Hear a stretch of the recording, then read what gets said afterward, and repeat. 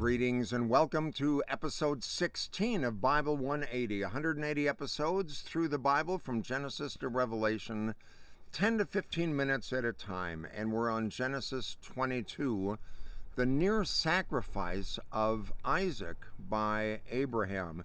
Now, one of the questions that people ask in the early chapters of Genesis are, what do these stories tell us about God? This is one of the most famous, one of the most important, one of the most disturbing passages in the whole Bible, the gist of which resides in these two words.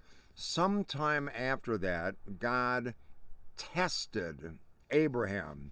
And he said, Abraham, and he said, here I am. And God replied, take your son, your only son Isaac, whom you love, and go to the region of Moriah, sacrifice him there as a burnt offering on a mountain that I will tell you. Few portions of Scripture, Jewish or Christian, have provoked such art and anguish and more controversy and commentary than Abraham's radical obedience on God's command to sacrifice his own son, Isaac. Now, in prior chapters, Abraham had lied when he told the Egyptians he was traveling on the way to the Canaan, and he lied, and he said, oh, Sarah, she's with me, she's my sister. He fathered a Ishmael through Hagar, a slave girl.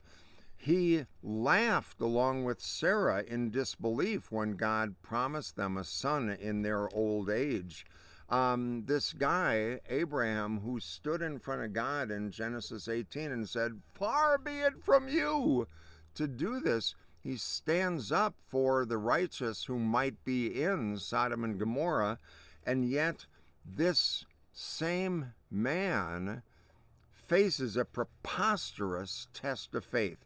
He had to believe that God had, he had to believe in God who told him to kill his own son, and he had to act upon that conviction and perform this hideous act. I mean, what is that about?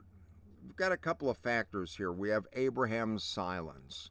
Why didn't Abraham raise an objection? Why did he just resolve it, and why did he just accept it and not argue back with God? They went to the mountain. God says to him, Abraham, here I am.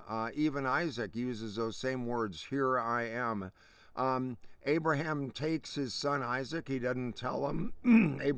Isaac asks, where are we going? Abraham says, oh, we're going to the mountain. So he didn't even tell his own son.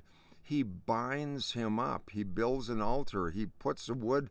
Isaac said, where are we going to get a ram for the offering, a sheep for the offering? Abraham just says, God will provide. God will take care of it.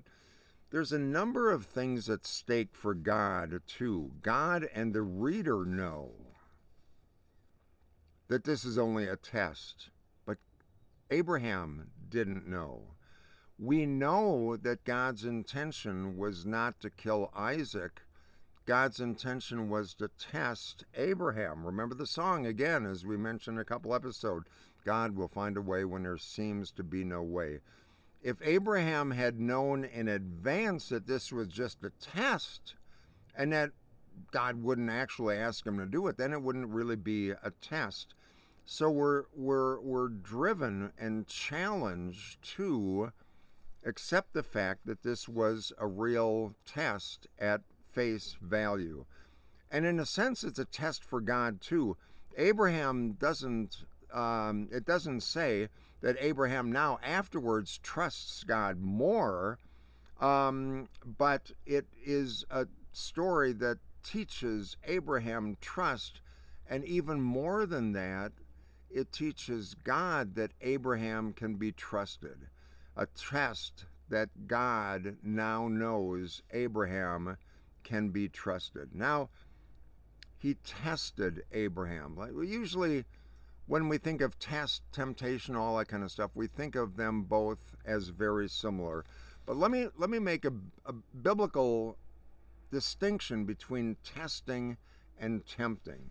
Often we use them interchangeably and when we talk about our Christian faith, but they're different. Testing is a situation that's designed by God to draw you closer to God. God tested Job. God tested Abraham. God tested Job by destroying everything around him. And even though some of Job's friends, when we look through Job, you'll see that some of Job's friends said to him, just curse God and die. Testing is done by God to help us grow. But temptations are very different.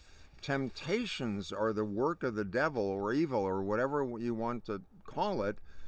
Temptations are designed in order to cause us to sin and move away from God. Testing draws us closer to God. Temptations draw us further away from God. Whatever the cause of temptation is our sinful desire to give in to that and do what we know we shouldn't do. I used to say in children's sermon that sin is doing something you know you shouldn't do and doing it anyway. That draws you away from God. When you know you shouldn't do it, but you're going to do it anyway, and you don't really regret it that much. That's what giving in to temptation does.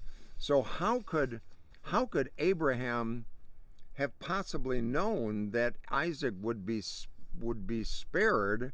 And the important point is that Abraham could not have had the answers that we have to those questions in advance.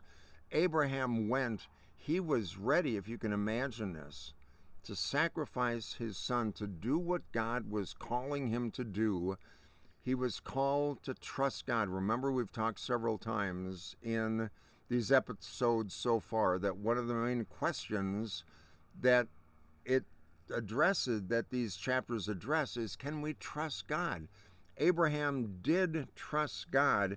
He had to act as a solitary individual, just like you and me, with no guarantees or no clarity, knowing that he might regret this forever, but he knew that he needed to obey God. And in that radical obedience, it says in Philippians, Abraham worked out his salvation with fear and trembling. He did what he didn't want to do, but he obeyed and he trusted. So